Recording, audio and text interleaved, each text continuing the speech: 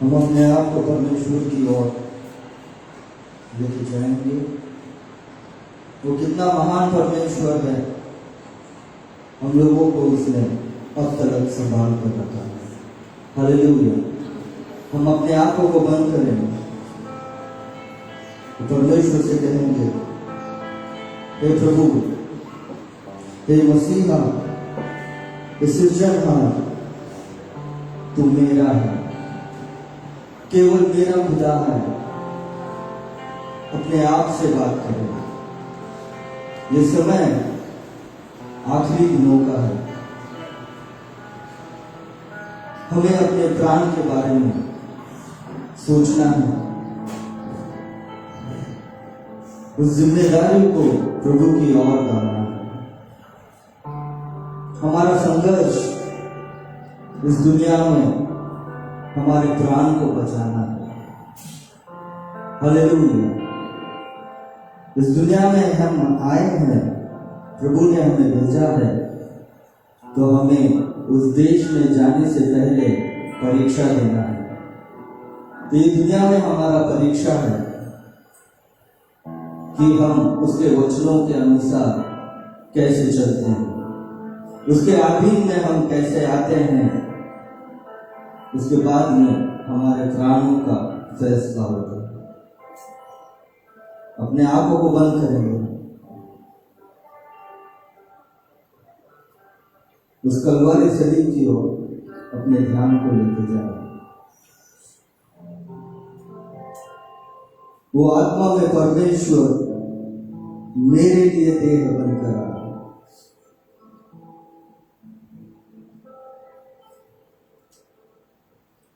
मेरे लिए उसने मार था,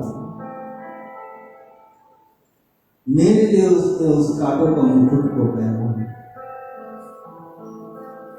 वो मेरे लिए वो शरीर पर मरा, वो मेरे पापों के कारण मारा गया। वो मेरे लिए, वो मेरे प्राण के लिए अपना बहुमूल्य लहू को इस धरती पर बहा। हर एक प्राण अंगीकार करे, हर एक प्राण स्वीकार करे कि वो परमेश्वर जो देह में आया, वो मेरे प्राण के लिए आया, वो मेरे लिए आया है।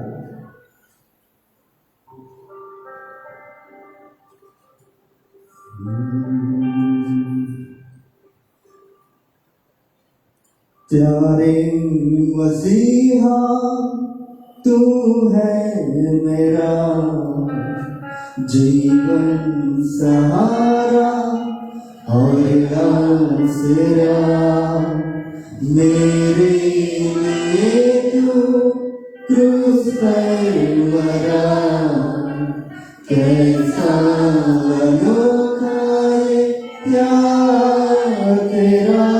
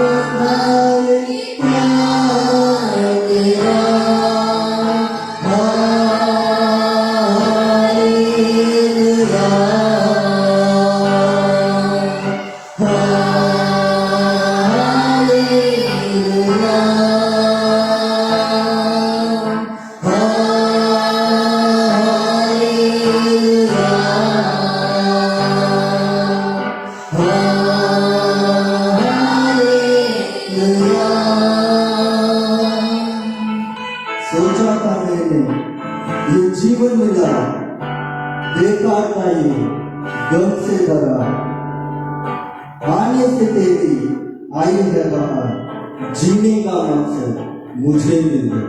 हालेलुया। हालेलुया।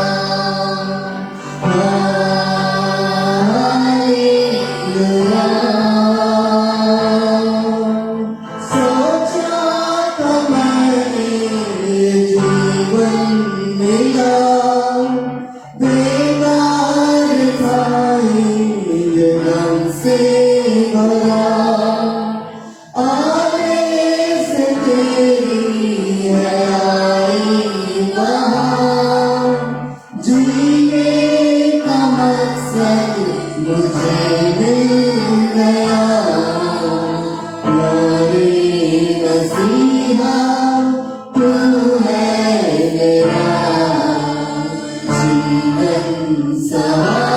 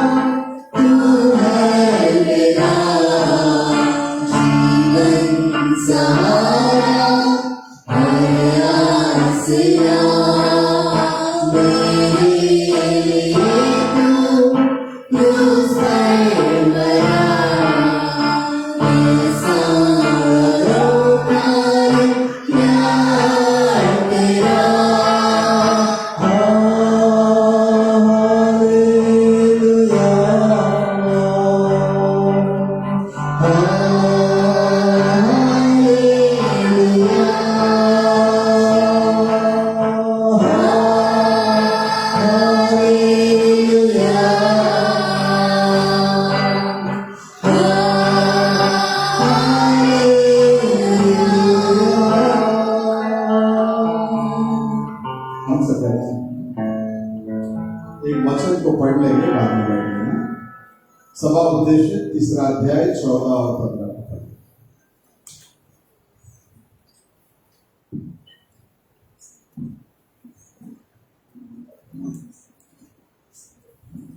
संगीत 3வது அதிகாரம் 14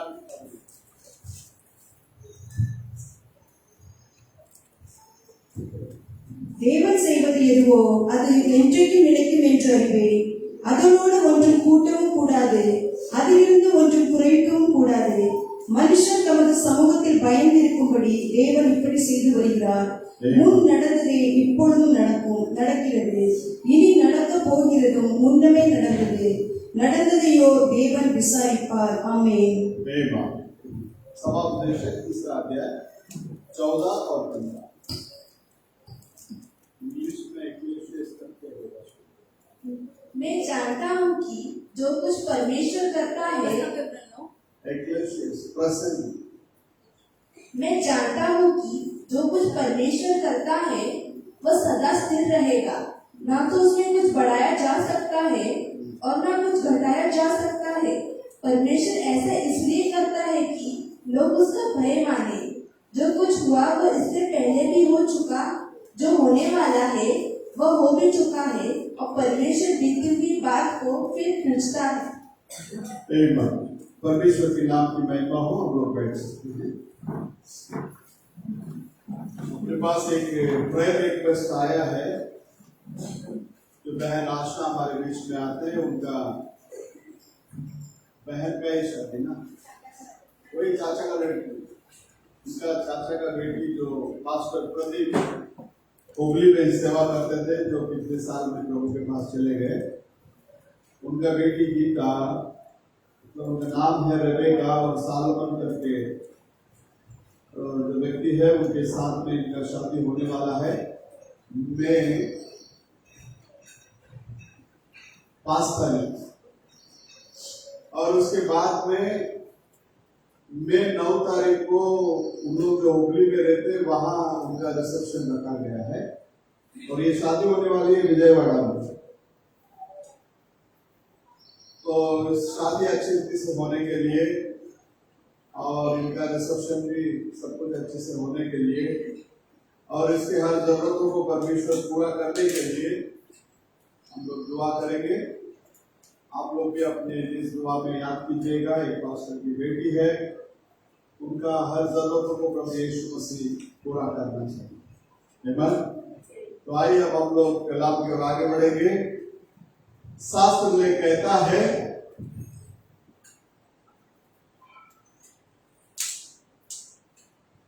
परमेश्वर जो करता है वह हमेशा स्थिर रहेगा।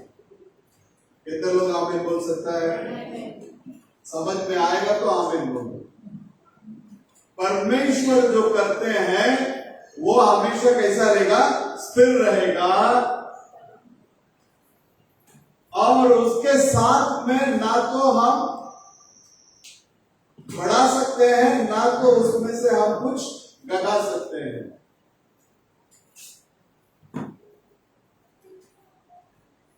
मनुष्य परमेश्वर के उपस्थिति में हमेशा भय खाकर रहने के लिए परमेश्वर इस रीति से करके आ रहा है। उसके बाद में 15वां वचन में कहता है, पहले जो हुआ वही अग्नि होगा। पहला जो हुआ अभी भी ऐसे ही हो रहा है और आगे भी ऐसे ही होगा जैसा पहला हुआ था वैसे, और जो कुछ हुआ है उसके विषय में परमेश्वर क्या करेंगे, पूछताछ करेंगे।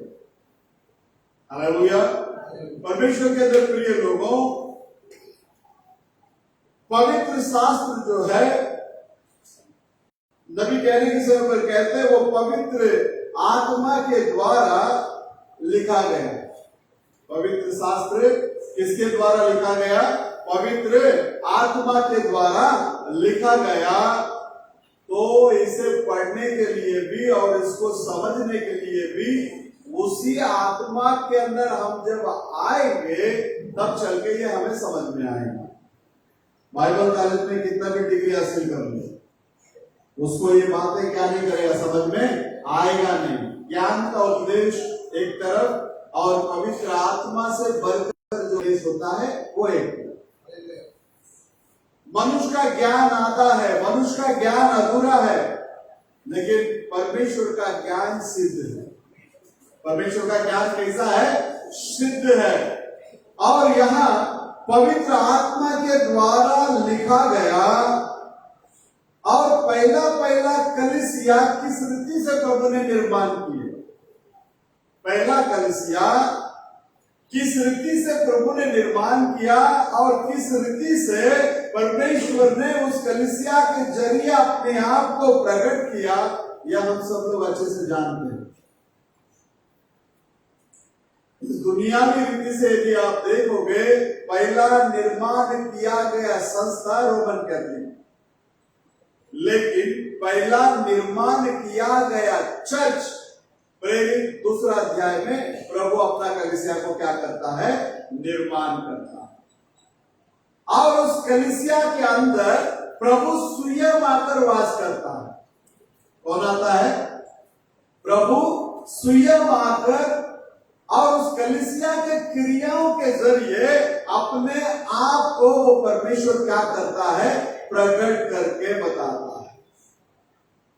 क्योंकि नबी कहने के समय पर कहता, परमेश्वर का वचन अटल है। इब्रानियों का पुस्तक 13वां अध्याय 8वां वचन में इस रीति से लिखता है, प्रभु यीशु मसीह कल और आज युगानुयुग कैसा परमेश्वर है? एक सा परमेश्वर। मत्ती 24:35 में कहता है, आकाश और पृथ्वी टल जाएगी लेकिन मेरी बातें कभी ना टलेगी। हालेलुया। यदि परमेश्वर का शब्द नहीं टलता है, नहीं टलेगा, तो आज हमको क्या बनना पड़ेगा? उस शब्द के जैसा हमको बनना पड़ेगा, हमको बदलना पड़ेगा। अगर आने वाले दिनों में होने वाले नाश से यदि बचना है तो हमको भी अटल वचन के जैसे ही क्या करना पड़ेगा? अपने को बदलना पड़ेगा। बोलो हालेलुया। क्योंकि शास्त्र के अनुसार पर वचन ही परमेश्वर है। आदि में वचन था, वो वचन परमेश्वर के साथ था, वो वचन स्वयं परमेश्वर है। यूहन्ना 1 वचन इस रीति से कहता है, हवा के जैसे यदि हम प्रभु के वचन में एक शब्द को भी या बढ़ाए या एक शब्द को भी या घटाए, हम परमेश्वर के उस राज्य से क्या हो जाएंगे? वंचित हो जाएंगे। हालेलुया। इसलिए नबी कहने के समय पर कहता है कि हवा जिस रीति से वचन के अंदर थोड़ा बदलाव लाई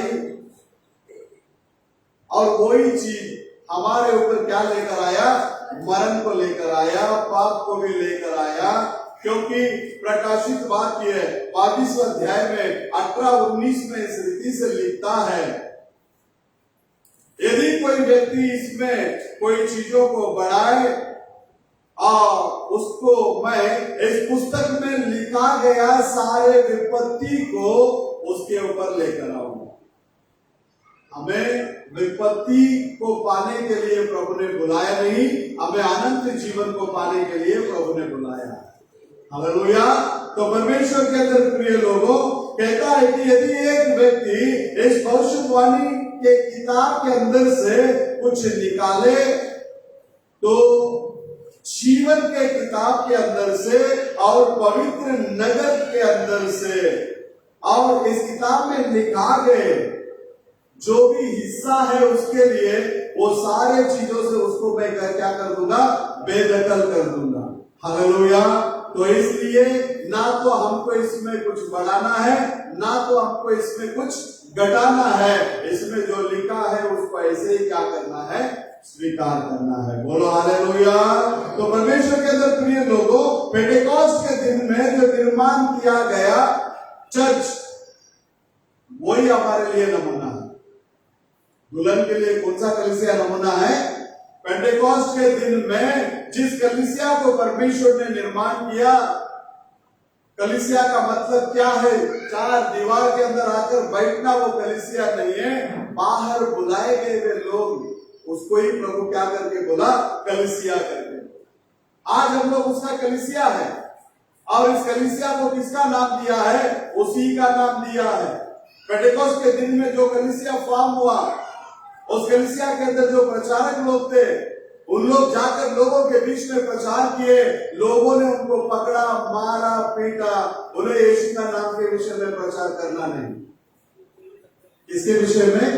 यीशु के विषय में तुम लोग क्या नहीं करना, प्रचार नहीं करना। तब पतरस ने कहा, हम किसके आधीन में आए? मनुष्य के आधीन में या परमेश्वर के आधीन में? किसके आधीन में रहना उचित है? तो शास्त्र में कहता है परमेश्वर के आधीन में रहना उचित है। बोलो हालेलुया। तो इसके लिए हमारे लिए एक स्टैंडर्ड नमूना जो रखा है, वो पेंटेकोस्ट के दिन में जो कलीसिया उत्पन्न हुआ वही है। इसके लिए हम किसी भी प्रकार का गड़बड़ी के अंदर जाने की जरूरत नहीं है। परमेश्वर कभी भी, हमारा खुदा गड़बड़ी का खुदा नहीं है। हमारा खुदा गड़बड़ी के अंदर से बाहर लेकर आने वाला है। हालेलुया। तो परमेश्वर के अंदर प्रिय लोगों, नबी कहता है कि परमेश्वर अपने योजना को कभी बदलता नहीं है, चेंज नहीं करता। और पेंटेकोस्ट के दिनों में परमेश्वर ने जो किया, उसी काम को इस युग के आखिरी समय के कलीसिया में भी वो वही काम को क्या करेगा, और उसी में वो क्या करेगा, समाप्त करेगा। उदाहरण के लिए, जब एक किसान खेती को जोत कर उसमें बीज जब बोता है, बोने के बाद जब कटनी का समय आता, उसने जो बीज को बोया है वही बीज को क्या करता है, कटनी के समय में भी देखता है, चेंज नहीं होता। जवारी डालेगा तो जवारी ही आएगा वो। अगर दान डालेगा तो दान ही क्या करेगा, ऊपर आएगा। गऊ डालेगा तो गऊ ही क्या करेगा, कटनी के समय में दिखेगा। सेम टाइप में पहला कलीसिया के युग में, एफेसियन चर्च के युग में जो बीज बोया गया, एक ही खुदा, एक ही विश्वास, एक ही बपतिस्मा, और उसके बाद में उस कलीसिया के लिए जो परमेश्वर ने दूत को रखा, भविष्यद्वक्ता को रखा, उसी रीति से अंतिम समय में, अब हम लोग कटनी के समय में है, सातवां कलीसिया के युग में भी प्रभु ने हमारे लिए एक दूत को क्या किया, भेजा है। और उस बंदे का नाम जो है विलियम मरियन ब्रैनम। उस बंदे का नाम क्या है? William Marion Branham. बंदा बोलने से एक व्यक्ति, तमिल में उसका अर्थ है और नवर। एक बंदा बोलने से और नवर, एक बंदा। किसको भेजा? भाई विलियम मरियन ब्रैनम को भेजा। सेम उपदेश पौलुस ने जो प्रीच किया, उसी उपदेश को क्या किया, आखिरी कलीसिया के समय में भी प्रभु ने क्या किया, उसको बाहर लेकर। कुछ साल पहले एक ऐसा उपदेश होता था, पहला फुले बोलने से तमिल में क्या बोलेंगे, कदर कटनी। जो उगकर खेती में आता है तो एक दाना नहीं रहता, पूरा बंच का बंच रहता है ना, उसको ही फुले बोलते। उधर फलम, वो पहला फुले जो है, कुछ ऐसे लोग मैसेज के अंदर लेकर आए, भाई ब्रैनम ही पहला फुले है, लेकिन शास्त्र में उसके बारे में गवाही नहीं देते। पहला फुले जो है प्रभु यीशु मसीह। हालेलुया। कुछ चीजें जो है नियर अबाउट एकदम बराबर जैसा आपको लगने में आएगा, एकदम 99% बराबर लेकर आएगा। उसको लेकर आप इसके अंदर घुसोगे तो फिर उसका दूध का दूध, पानी का पानी क्या हो जाएगा? हो जाएगा। बोलो हालेलुया। तो पहला फल जो है कौन है? प्रभु यीशु मसीह। देख लेना, यीशु मसीह जब सलीब पर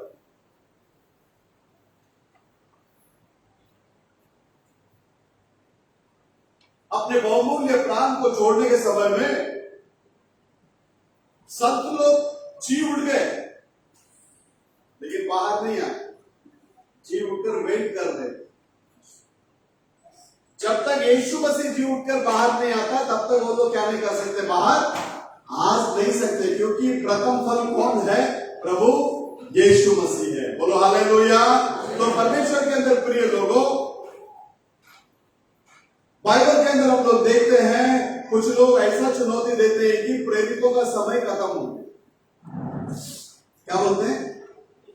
तुम्हारा पवित्र आत्मा पाना, चिन्ह और चमत्कार होना, ये सब कामें जो है प्रेरितों के दिनों में ही क्या हो गया? समाप्त हो गया। अभी कोई प्रेरित वगैरह नहीं है करके बोलते हैं, क्योंकि वे लोग प्रेरित का मतलब को जानते नहीं है, इसलिए इस स्थिति से क्या करते? बातें करते। अब प्रेरित का मतलब क्या है? नबी कहने के समय पर कहता, यीशु मसीह का शिष्य लोग 12 लोगों को उसने क्या किया? बुलाया। और जिस स्थिति से बड़ा बड़ा ज्ञानी लोग जो बोलते हैं प्रेरितों का समय खत्म हो गया, वो लोग सोचते हैं कि केवल और केवल ये 12 ही प्रेरित है। केवल और केवल क्या है? 12 ही लोग क्या है? प्रेरित लोग हैं। लेकिन वैसा नहीं है। प्रेरित का मतलब यह है भेजा गया व्यक्ति। प्रेरित का मतलब क्या है?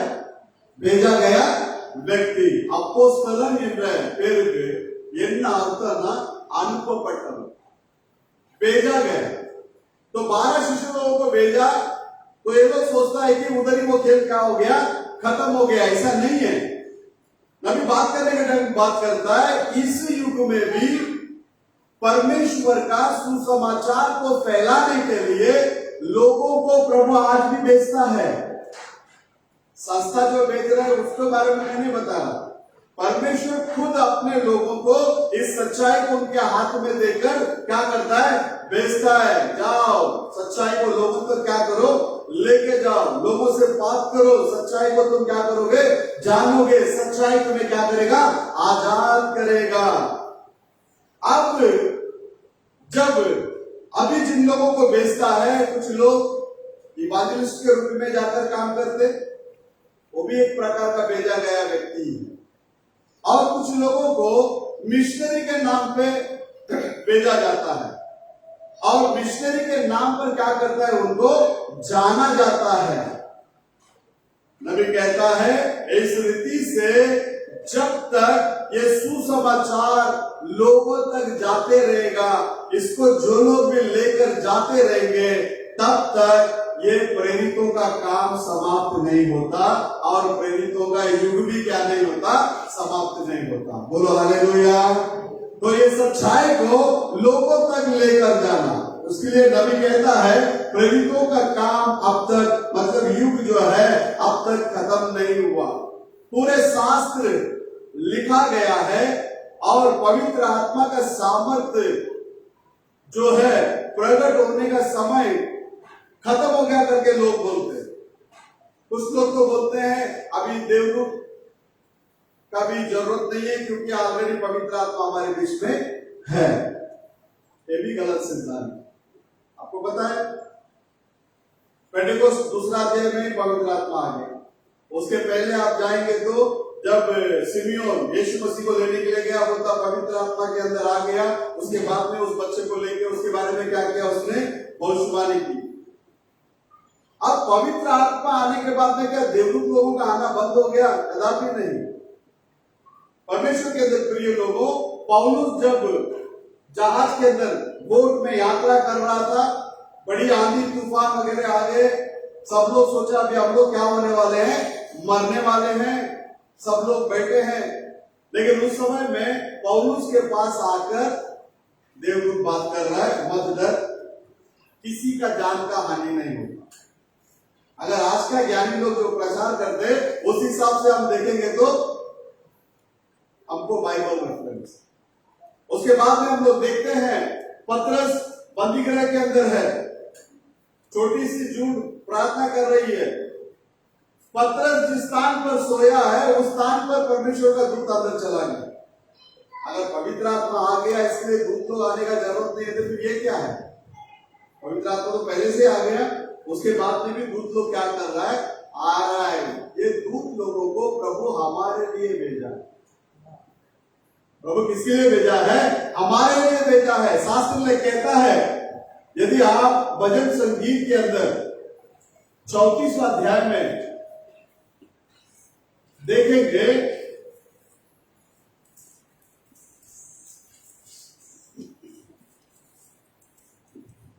सातवां वचन, கர்த்தருடைய தூதன் அவருக்கு பயந்தவர்களை சூழ பாளையம் இறங்கி அவர்களை விடுவிக்கிறார்। कितने लोग विश्वास करते हैं इस वचन को? परमेश्वर का कलाम कहता है, परमेश्वर का दूत, हिंदी में पढ़ना बेटा, यहोवा के दरबारियों के चारों ओर उसका दूत छावनी किए हुए उनको बचाता है। परमेश्वर का दूत इसके लिए जो लोग परमेश्वर का भय मानते हैं उनके लिए भेजा जाता है। हालेलुया। तो हम लोग परमेश्वर का भय में बने रहेंगे, भक्ति में बने रहेंगे। जिस रीति से कोर्नेलियस के घर में दूत आया, उसी रीति से हमारे पास भी क्या कर सकता है? वो आ सकता है। बोलो हालेलुया। क्योंकि आप और मैं प्रभु यीशु मसीह का बेटा और बेटियां, हम लोग किसका बेटा बेटियां हैं? प्रभु यीशु मसीह का बेटा बेटियां है। और देवदूत लोग कौन है? प्रभु का सेवक लोग, प्रभु का कामगार है। हालेलुया। तो प्रभु का कामगार को अगर प्रभु आज्ञा देंगे, भाई जा मेरा बच्चा मुसीबत में है, उसको जाकर देख, क्या उसको क्या मदद चाहिए, जाकर मिलकर आ करके बोलने से वो मना करेगा? आज भी वो दूत लोग हमारे साथ में। इसलिए शास्त्र लेख में लिखने के टाइम पे लिखता है, इन छोटों में से किसी को भी तुच्छ नहीं जानना। लिखा है, इन छोटों में से किसी को भी क्या नहीं करना? तुच्छ नहीं जानना, क्योंकि उसका दूत लोग, जो उनके लिए भेजा गया दूत लोग, वो परमेश्वर के सम्मुख में हमेशा क्या करते हैं? उनके बारे में हिसाब किताब देते रहते हैं। हालेलुया। तो परमेश्वर के अंदर प्रिय लोगों, इस वजह से हम लोग हमेशा परमेश्वर के भय और भक्ति के अंदर चलने के टाइम में वो परमेश्वर का दूत लोग हमारे साथ में भी क्या करता है? रहता है।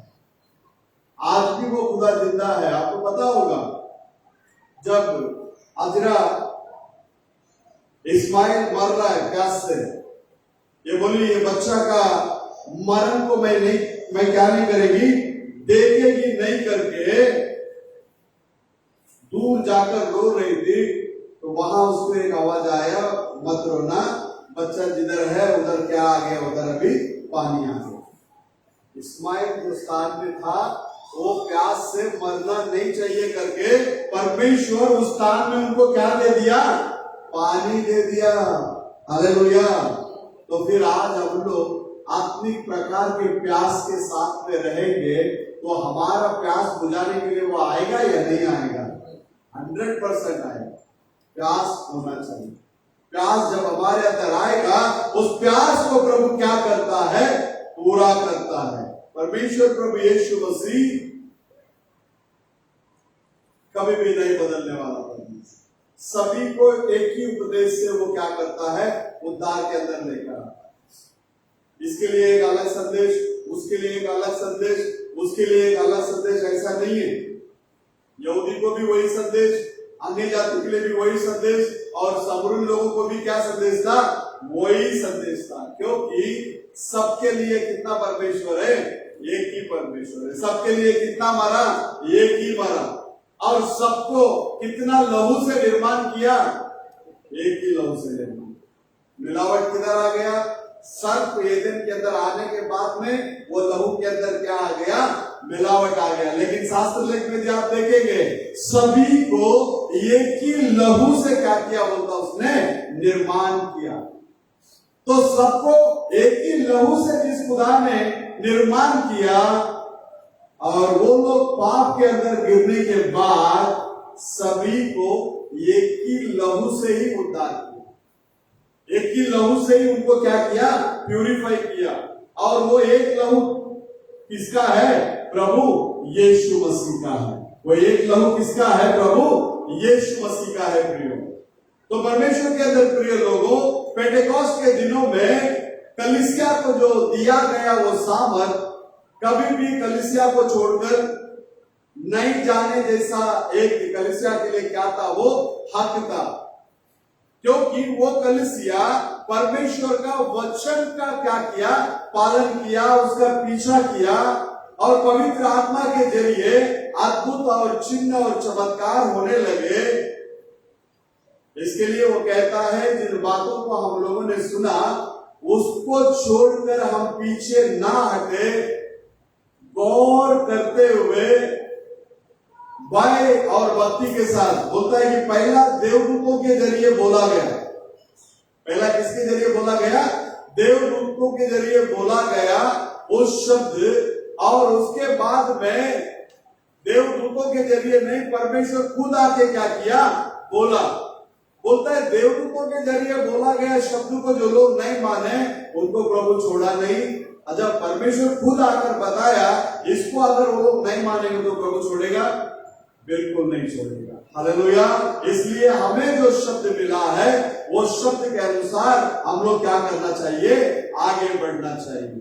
पहला, परमेश्वर उसके पास जो दिया उसके बारे में वो क्या करेगा? हिसाब किताब लेगा करके नबी कहता है। और साथ ही साथ में चिन्ह और चमत्कार के जरिए, बहुत बड़े बड़े कामों के जरिए, ये सब कौन दे रहा है? पवित्र आत्मा दे। कलीसिया में वरदानों को कौन दे रहा है? पवित्र आत्मा दे रहा है। इस वरदानों के अंदर स्त्री लोग भी आ सकता है, पुरुष भी आ सकता है, लेकिन प्रचार करने के लिए केवल पुरुष को ही रखा है प्रभु, स्त्री को नहीं। बोलो हालेलुया। क्योंकि प्रचार करने का जो अधिकार को जो है, जब हवा ने पाप किया प्रभु ने उस अधिकार को क्या कर दिया? छीन दिया। आज आप देखो नेट में कितना लेडीज पास्टर लोग प्रीच कर रहा है, कोई बिशप बोल रहा है, कोई क्या बोल रहा है, कोई अपोस्टल लगा रहा है। लेकिन बाइबल में तो कोई औरत अपोस्टल है ही नहीं है। बाइबल में कोई पास्टर औरत है ही नहीं। बाइबल में कोई इवांजेलिस्ट औरत है ही नहीं। क्योंकि प्रचार करने का जो चीजें हैं वो केवल और केवल पुरुष को ही दिया। और उद्धार का समाचार भी देवदूत को नहीं दिया तुम जाकर प्रीच करो कर। उद्धार का समाचार भी बताने का अधिकार केवल और केवल प्रभु मनुष्य को ही दिया। हालेलुया। तो कहता है कि जो पहला कलीसिया जो पेंटेकोस्ट दिनों में जो निर्माण हुआ वो मनुष्यों से निर्माण नहीं हुआ। इससे निर्माण नहीं हुआ, मनुष्यों से वो क्या नहीं हुआ? निर्माण नहीं हुआ। पवित्र आत्मा के जरिए निर्माण किया और पवित्र आत्मा ही उसको क्या किया? अगुवाई किया। और बहुत कम लोग थे, वो लोग कम लोग थे, लेकिन लोग उस कलीसिया को नफरत करने लगे। जो बंदा वचन के अनुसार चलने के लिए कोशिश करेगा ना, या वचन के अनुसार चलेगा ना, वो उसको निंदा का सामना करना पड़ेगा, अपमान का सामना करना पड़ेगा या नहीं पड़ेगा? यीशु मसीह के ऊपर ये सारी बातें आई और उसके कलीसिया के ऊपर में भी ये सारी बातें आएगी। जब आप वचन के अनुसार चलने के लिए कोशिश करोगे ये सारी बातें आएगी। देख लेना, पवित्र आत्मा उनको चलाया। बहुत कम लोग थे, सारे लोग उसको नफरत किया। यीशु मसीह को लोग नफरत किए या नहीं किया? बड़े बड़े लोगों ने नफरत किया। आज लोग हमको भी नफरत कर सकते हैं, करेंगे, कोई बात नहीं। उस नफरत को हमको जीतने का एक रास्ता दिया प्रभु, केवल और केवल प्रेम से ही जीत सकते। प्रेम के बिना आप उस नफरत के ऊपर क्या नहीं कर सकते, जय पा नहीं सकते। देख लेना, वो लोग नफरत किया गए, धिक्कार किए गए और उन लोगों को मरण का योग्य दुख आया, तकलीफ आया। इन सभी के बीच में वे लोग परमेश्वर के वचन के लिए दृढ़ता से खड़े। इतनी सारी बातों का सामना करने के बाद में भी वो लोग किसके लिए दृढ़ता से खड़े थे? परमेश्वर के वचन के लिए क्या थे वे लोग? दृढ़ता से खड़े। शास्त्र में कहता है उन लोग अपमानित किया गया, फिर भी उस अपमान को वो लोग आनंद के साथ में स्वीकार कर लिया गया। किसके साथ में? आनंद के साथ में वे लोगों ने क्या किया? स्वीकार कर लिए। परमेश्वर के अंदर प्रिय लोगों, आज भी वही चीज होगा। जब आप परमेश्वर के लिए सच्चाई से जीवन व्यतीत करेंगे, इन सारे बातों का सामना क्या करना पड़ेगा? करना पड़ेगा। क्योंकि वो कहता है परमेश्वर और उसका मार्ग कभी भी बदलता नहीं है। वैसे ही उसका कलीसिया और उस कलीसिया के लिए भेजा गया दूत भी बदलता नहीं। ऐसा मैंने नहीं बोला, क्योंकि कलीसिया कोई परमेश्वर नहीं है। कलीसिया कोई क्या नहीं है? परमेश्वर नहीं है। हम लोग कलीसिया को छोड़कर दूसरा कलीसिया में जा सकते हैं, क्योंकि हम मनुष्य हैं। कभी भी हमारे मन के अंदर क्या हो सकता है? कुछ भी बदलाव आ सकता है, वो बोलता है बदलने का चांसेस है, लेकिन परमेश्वर हमारे मार्ग में कभी नहीं बदलता। मनुष्य बदल सकता है, मैं बदल सकता हूं, आप बदल सकते हैं, लेकिन परमेश्वर कभी क्या नहीं करता? बदलता नहीं है। क्योंकि बोलता है कि आदि कलीसिया में उसने जो क्रियाओं को किया, उसी नमूना को लेकर वो एक सच्चा कलीसिया को क्या करता है? निर्णय करता है। दोनों कलीसिया एक साथ में आता, गोगी कलीसिया भी एक साथ में आता और परमेश्वर का सच्चा कलीसिया भी क्या करता? एक ही साथ में आता। कायन भी वही खुदा को बलिदान करने के लिए आया और आबेल भी क्या किया? वही खुदा को क्या किया? बलिदान किया।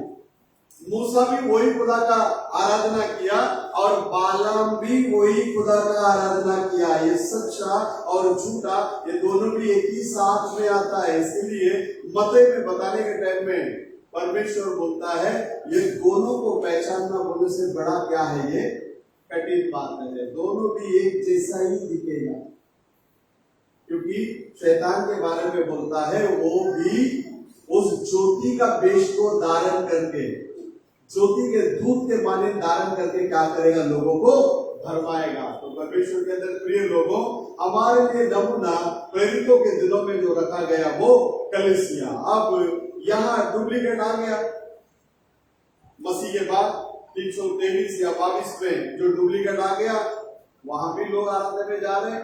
यहाँ हम लोग भी पत्थर के नीचे आके बैठे, वो बड़ा बड़ा टावर बना के बैठे लाए, वो लोग भी आराधना कर रहा है, हम लोग भी आराधना कर रहा है। दुनिया वालों को दिखता है, दुनिया वाला क्या बोलता है? वो लोग ओरिजिनल है, हम डुप्लीकेट है। आप लोग के जीवन में कभी सुना क्या? वो लोग कौन है? ओरिजिनल है। और हम लोग जो सच्चा वचन को मानते हैं, हम लोग कौन है? ये उसके नजर में। लेकिन उसके नजर में कौन ओरिजिनल है, कौन डुप्लीकेट है, किसके नजर में मालूम है? उसके नजर में मालूम है। बोलो हालेलुया। तो दोनों भी एक समान ही दिखेगा। तो इसलिए हमको प्रॉपर नबी का संदेश और शास्त्र ले, इस दोनों को लेकर हम लोग को क्या करना है? आगे बढ़ना है। देख लेना, परमेश्वर के अंदर प्रिय लोगों, बहुत सारे लोग पौलुस के दिनों में भी आकर पूछने लगे, तुम जिस यीशु का नाम को यूज करके भूतों को भगाता है, वो अधिकार क्या करो, हमको भी दो। पतरस के दिनों में भी पूछे थे, तो जादू करने वाले लोग आगे पूछे थे ना।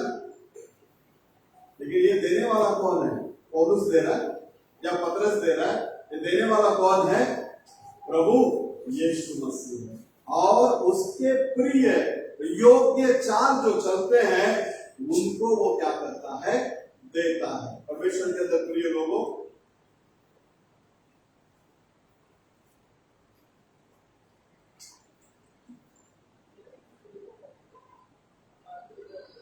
जैसे एफेसियन चर्च के अंदर हम लोग देखते हैं पूरा पूरा 100% प्रभु का फल दिखने में आया। कितना टका? एफिशियन के चर्च के अंदर पूरा पूरा 100% क्या करने में आया? प्रभु का वचन काम किया, उसका फल 100% वहां क्या करने में आया? दिखने में आया। सेम काम अभी लवोदिशिया चर्च के समय में भी होना चाहिए। कलीसिया को जिंदा करना चाहता है प्रभु। कलीसिया में खुद प्रभु मंडराना चाहता है। लोगों के अंदर प्रभु स्वयं आकर वास करना चाहता है। प्रभु स्वयं आप लोगों के जरिए बातें करना चाहता है। ये वो समय है। जो काम एफिशियन में हुआ, आप लोग देख सकते हैं, वो बीज बोने वाले के दृष्टांत में जो बात करके आता है, पहला 100, उसके बाद 60, उसके बाद 30, फिर नेक्स्ट इसमें बोलने के टाइम पहला 30, फिर 60, फिर 100। बीच में जो गैप है वो चौथा चर्च जो डार्क एज है, उधर तो मरण ही मरण है। लेकिन उसके बाद में जो फल देने के लिए शुरू हुआ, 30% आया, 60% आया। अब लास्ट दिन में हम लोग है जो पहला एफिशिएंट चर्च के टाइम में जो फल दिखने में आया, वो सेम फल अभी दिखने में आना चाहिए। समय निकालो, प्रभु के पास में हम लोग जिस खुदा को आराधना करते हैं, वो खुदा हमसे बातें करने वाला, हमें चलाने वाला है, हमारे ऊपर रात और दिन अपने निगरानी रखकर क्या करता है? हमें संभालने वाला, संरक्षण देने वाला महान परमेश्वर।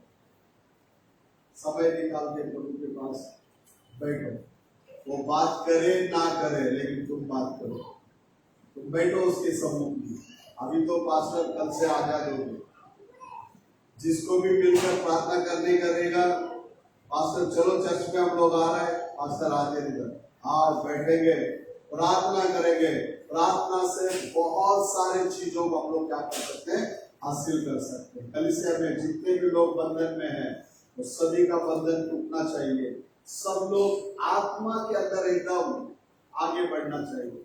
शारीरिक विचार को मार डालो, आत्मिक विचार में जीने के लिए क्या करो? शुरुआत करो। प्रभु यीशु मसीह हम लोगों को आशीष करें। आगे के बातों को हम लोग अध्ययन करेंगे। सब लोग उठकर खड़े हो जाएंगे। उस समय में एक गीत गाएंगे, हम लोग परमेश्वर के लिए दान देंगे।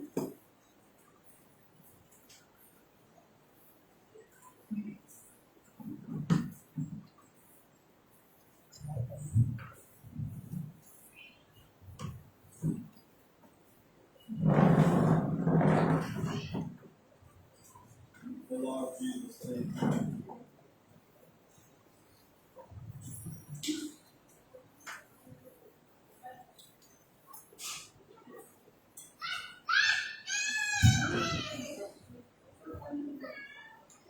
महिमा महिमा हो तेरी, महिमा महिमा हो तेरी, महिमा महिमा हो तेरी, महिमा महिमा हो तेरी, यीशु तेरी महिमा करता रहूं सर्वदा।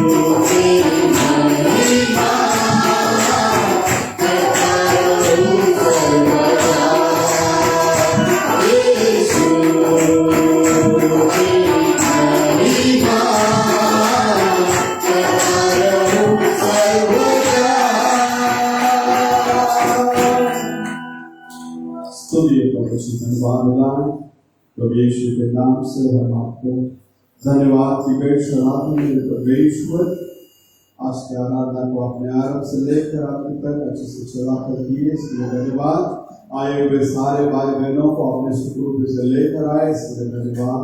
प्रभु यीशु मसीह हर परिवार की जरूरतों को पूरा करना, तेरे नाम की महिमा के लिए तेरे बच्चे लोग आत्मा में परिपूर्णता में आकर तेरे नाम की महिमा के लिए गवाह बनकर जीने के लिए प्रभु जी अब सहायता करना, मदद करना। आने के समय में आपने सुखरूपी से लेकर आए, अब हम लोग जाने वाले हैं, सुखरूपी से ले जाना प्रभु। और जो दान दशमांश खुदा बाप आपसे लेकर आपके लिए जो दिए हैं, इसके प्रति जितने भी आशीषों को आपने रखा, वो सारी आशीष बरकत आपके बच्चों को देते। सारा आदर महिमा गौरव हम आप ही को देते। आशीष कर अगुवाई भाई प्रदीप के बेटे के लिए मैं दुआ करता हूँ प्रभु जी, जो रेबेका का शादी होने वाला है, प्रभु यीशु मसीह के नाम से उस शादी को आप आशीष करना मेरे परमेश्वर। और उसके बाद में जो 9 तारीख को जो रिसेप्शन होने वाला है, उस रिसेप्शन में भी आपका आशीष और बरकतों वाले हाथ बने हुए। आप संभालो, आप चलाओ, हर प्रकार की जरूरतों को पूरा करें। सारा आदर महिमा गौरव समाप्ति को देते हैं, आशीष कर रहे यीशु मसीह के नाम से। आइए हम लोग परमेश्वर की प्रार्थना करेंगे। जीसस है हमारे पिता, तू जो स्वर्ग में है, तेरा नाम पवित्र माना जाए, तेरा राज्य आए, तेरी इच्छा जैसे स्वर्ग में पूरी होती है वैसे पृथ्वी पर भी हो। हमारी दिन भर की रोटी आज हमें दे, और जिस प्रकार हमने अपने अपराधियों को क्षमा किया है, वैसे ही तू भी हमारे अपराधों को क्षमा कर, और हमें परीक्षा में न ला, परंतु बुराई से बचा, क्योंकि राज्य और पराक्रम और महिमा सदा तेरे ही है। आमीन। Hallelujah.